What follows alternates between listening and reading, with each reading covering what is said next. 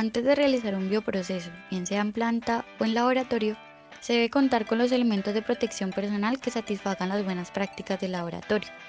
Para esto, y haciendo uso de una esclusa, la cual permite tener un ambiente controlado mediante un diferencial de presión, se procederá a aportar dichos elementos. Entre estos elementos se encuentran la cofia, gafas de seguridad, tapabocas, botas con puntera, tapa de oídos, además de un overol con puños y cierres de seguridad. Es necesario recordar que en todo momento el cabello deberá permanecer recogido dentro de la cofia, además que se prohíbe el uso de accesorios. Posteriormente se debe realizar un lavado de manos con agua y jabón y a continuación sanitizar con etanol.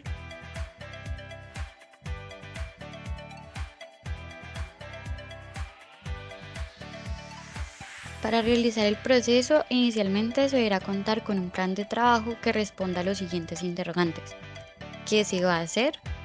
¿Cuál es el fundamento u objetivo? ¿Cuál es la principal aplicación? ¿Y qué condiciones son favorables para el bioproceso? Con esto en mente, se procederá al montaje de los equipos. El secador de lecho fluidizado es uno de los procesos que hace parte de las etapas del downstream. Este permite deshidratar o eliminar un porcentaje de humedad de un sólido a través de aire seco que ingresa a la cámara. Difiere de los sistemas de secado normal, ya que al fluidizar las partículas a secar, el coeficiente de transferencia de calor aumenta 10 veces respecto al convencional. El secador de lecho fluidizado es un método muy eficaz de secado de partículas sólidas. La superficie de cada partícula individual es expuesta para su secado al suspenderla en el flujo del aire, lo que resulta en una mejor transferencia de calor y en un menor tiempo de secado.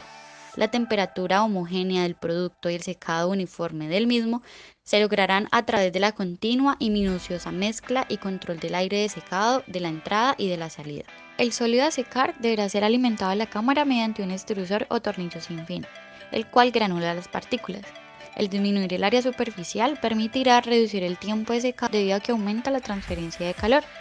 La posición en la que se ubique el tornillo sin fin determinará el tiempo de secado, ya que las partículas del material a secar podrían aglomerarse.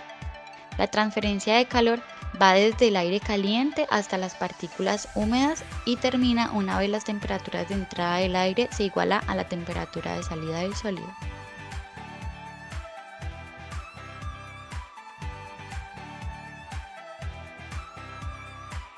Durante el proceso se pueden realizar muestreos tanto en la cámara como el producto que se va acumulando en el tiempo en la tolva.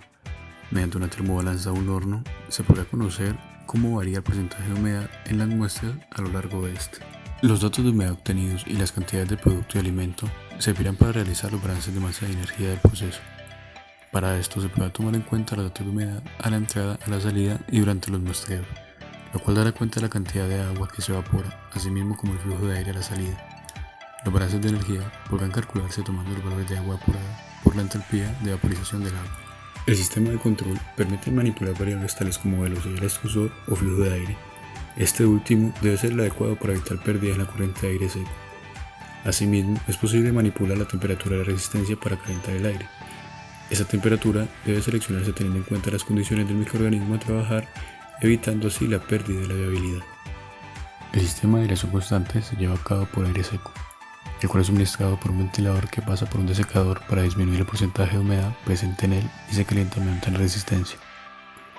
El material extrusado se depositará en una rejilla ubicada en la parte inferior del reactor, que mediante el flujo de aire y a medida que ocurre la transferencia de calor, se mantendrá en suspensión aprovechando las diferencias de densidades. La superficie de cada partícula individual es expuesta para su secado al suspender en el flujo de aire. Una vez las partículas llegan a la parte superior del reactor, pasarán por un conductor que acelera las partículas y las deposita en una tolva. El aire húmedo fluye por la tubería junto con cierta cantidad del sólido que arrastra. La temperatura homogénea del producto y el secado uniforme del producto se logran a través de la continua y minuciosa mezcla y control del aire de secado de entrada y de salida. El equipo de ultrafiltración con el que contamos en la planta piloto está diseñado para una filtración de flujo cruzado, de manera que el fluido a filtrar circula tangencialmente a la membrana y solo aquellas partículas con el tamaño apropiado pasarán a través de la membrana. Los principales parámetros de operación del equipo son la presión transmembrana y la velocidad de flujo cruzado en el interior de los canales de la membrana. Los rangos de operación según el manual del equipo son de 0 a 5 bares para la presión transmembrana y de 1.5 a 5 metros por segundo de velocidad de flujo cruzado. Estos valores dependerán de la membrana que se utilice. Para el caso de este equipo se pueden utilizar 3 membranas con diferentes tamaños de poro. Para calcular la presión transmembrana, el equipo permite la lectura mediante manómetros de las presiones de entrada y salida de cada una de las 3 secciones donde se da la filtración, y también cuenta con manómetros para leer la presión del permeato en cada una de estas tuberías. El equipo además nos da la opción de recircular cualquiera de las dos corrientes, sea el retentato o el permeato, según nuestro componente de interés. El equipo permite regular el flujo del retentato, leer el flujo del permeato o incluso regular este mismo, para de esta manera controlar el delta de presión según sea necesario. La ultrafiltración es un proceso de separación fundamentado en la diferencia de tamaños de las partículas entre los componentes de una mezcla para separar y concentrar uno de estos componentes mediante el uso de membranas semipermeables con poros de tamaños definidos, con los que se aprovecha esta diferencia de tamaños. Debido a que la membrana es semipermeable, se requiere de un delta de presión comprendido antes y después de la membrana, para ayudar a las partículas a fluir a través de esta.